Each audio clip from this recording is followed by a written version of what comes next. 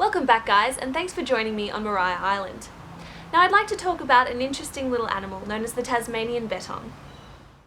The Tassie Bettong are small nocturnal marsupials that weigh between 1.6 and 1.8 kilograms. These little guys spend their nights foraging in dry sclerophyll forest within their own personal territories or home ranges of approximately 0.5 kilometres squared. Within these ranges, a bettong will have up to 6 different nests which it has made itself and will rotate between them every couple of days. These nests look like little domes constructed of plant material and are usually found at the base of logs or beneath shrubs to help hide the shelter. When they do spend time foraging, they prefer areas of dry forest and infertile soils. They also like areas that have recently had a fire, as it clears away the understory so that they can better access their favourite food. This food source is fungi, or mycorrhizal sporocarps to be exact. Bettongs are specialist mycophagists, or fungus eaters, and these mycorrhizal sporocarps make up to 80% of their diet. The other 20% is made up of hypogeal fungi, seeds, roots, tubers, stems and leaves. They've also been known to eat some invertebrates. Whilst foraging, the Tassie Bettong will use its claws to dig up the soil, and this agitates the mycorrhizal fruiting bodies, allowing the spores to be distributed to other plant roots. This makes them a very important contributor to the overall health of the forest. In many ways, the reproductive traits of the bettong closely resemble those of the kangaroo, as they are both from the macropod family. They're both pretty efficient breeders and have the same embryonic diapause mechanism. This allows them to give birth as soon as the joey leaves the pouch at about 15 weeks, before coming into postpartum estrus and mating again. The joey is then weaned 40 to 60 days after leaving the pouch. The Tasmanian bettong is an endemic species to Australia, and in the past would have lived along the south coast of Australia, in South Australia and Tasmania. However, in the 1870s, the red fox was introduced for hunting, so the presence of this successful predator, as well as cats, continual land clearing, grazing and changed fire regimes, led to the eventual extinction of the Tasmanian bettong on Australia's mainland.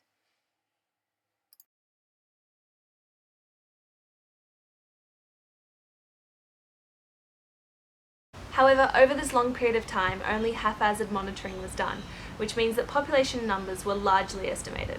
These estimates were given by tour guides who would only spot a couple along a trail, so it wasn't too accurate.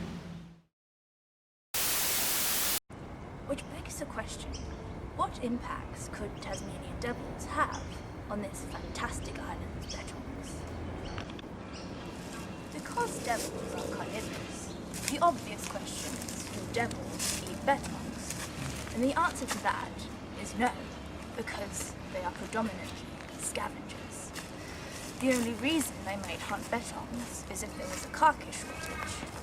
However, the devils will be closely monitored, and there will be a stash of frozen carcasses ready to feed them if carrion gets low. So the risk of devils hunting these bettongs is very low indeed. But will there be competition for habitat or food? Again, the answer is no. Bettongs eat fungus, vegetation and insects, so there's no risk of competition for food. Around 30% of the habitat on Maria Island is dry sclerophyll forest, which bettongs will be exclusively living in. Because devils travel between 8 and 50 kilometres from their nest each night, a fair distance, it is likely they will be sharing habitat with bettongs.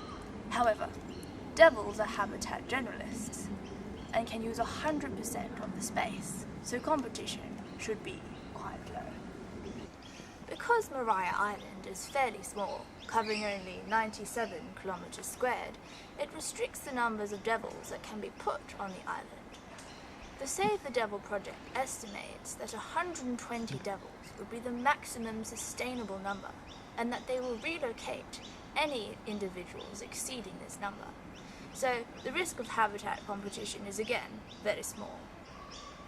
Other than that, devils are beneficial to bettongs by competing with their fox and cat predators.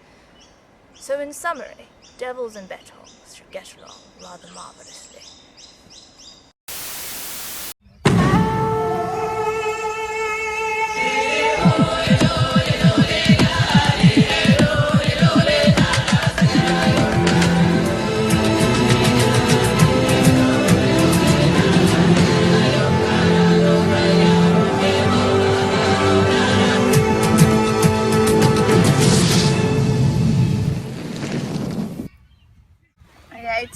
Beat-tong. We had a pretty rough tribal council meeting last night, but you're going to need your focus today. I want you to meet your new rivals, Team Devil.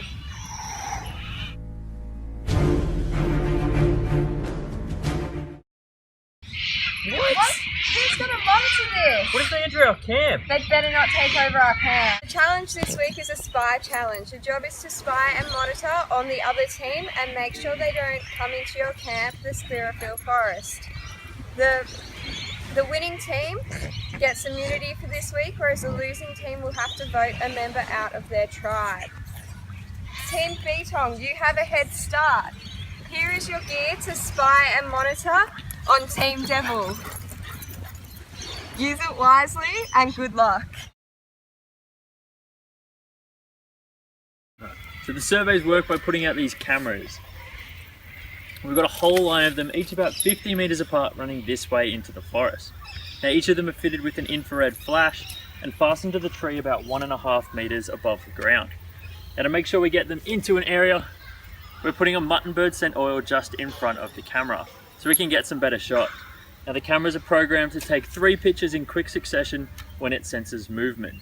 Now each picture will then be stamped with the time, date and camera ID.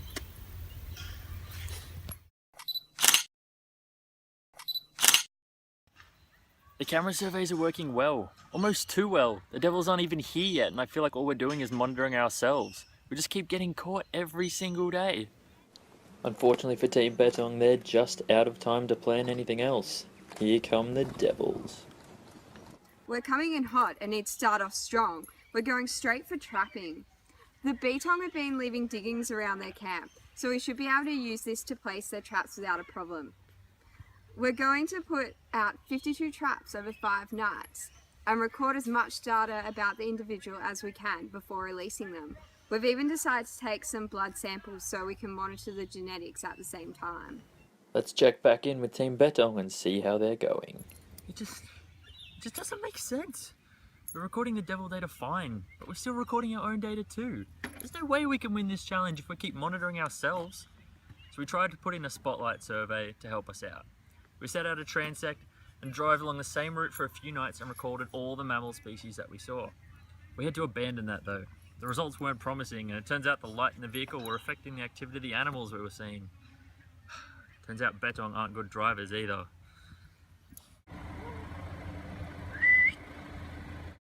Next time on Survivor, we check back in with both teams and see how their monitoring strategies are progressing. Which team will come out on top?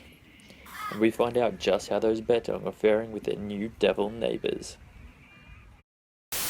Welcome back, ladies and gentlemen. I've got Cam back here with me. How you going, mate? Good. Alright, question 5. What is the expected level of impact that the introduction of Tasmanian devils will have on the Tasmanian Beat-tong population on Maria Island? A. Little to no negative effects. B. Devils will predate on Beat-tongs. C. Devils and Beat-tongs will interbreed with each other. D. It doesn't matter as Beat-tongs are not listed as endangered. This one I'm really not sure about any of these answers. Can I get 50-50 please? You can. You're left with A and C. I'm pretty sure they're not going to interbreed, so I'll go with answer number A please. Answer A, you want to lock it in? Yes, lock it in. Alright, locked it in. Answer A is correct. Very good, mate. Although competition for nest sites may be seen between devils and Beat-tongs, it is believed that the devils will outcompete the feral cats on the island, which will help reduce predation threats to the Tasmanian Beat-tongs. Very good. So let's go to question 6, shall we?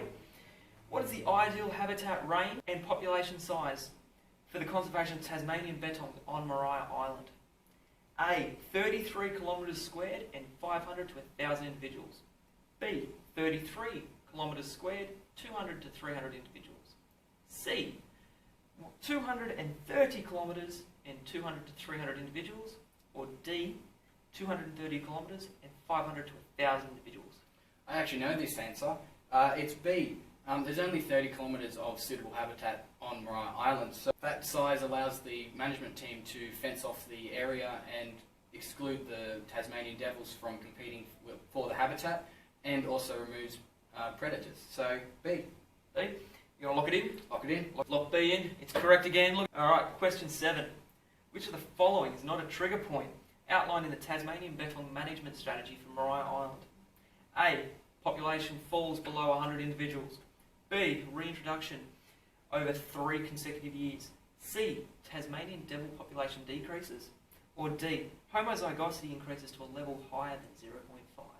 I actually know most of these answers are trigger points. So if the population falls below 100, the management team will introduce more individuals to bring the population back up. If they end up doing 3 consecutive reintroductions, they will re-evaluate the whole management strategy. C, Tasmanian devil population declines. I'm not sure about that one. D, I know that's also correct. So if the homozygosity increases to over 0.5, they'll reintroduce more individuals from the mainland to reduce that. So I'll say C is not part of their trigger points. Alright, so we want to lock in C? Lock it in. Lock in C. With you go, mate. You've done it again. Another correct answer. Let's move on to question 8. Which of the following stakeholders are not involved with the monitoring of the Tasmanian Bettong population on Maria Island? Is it A. Tasmanian Parks and Wildlife? B. NGOs like Save the Devil Fund? C. Maria Island Tourism? Or D. The local residents? I guess I'll have to go with B. Lock in B? Lock it in. Lock in B. Fortunately, Cameron, you're incorrect tonight, mate. The correct answer is D. There are actually no locals on Maria Island. So unlike normal management strategies, where you need to consult the locals, we don't need to in this case, as there are no locals present on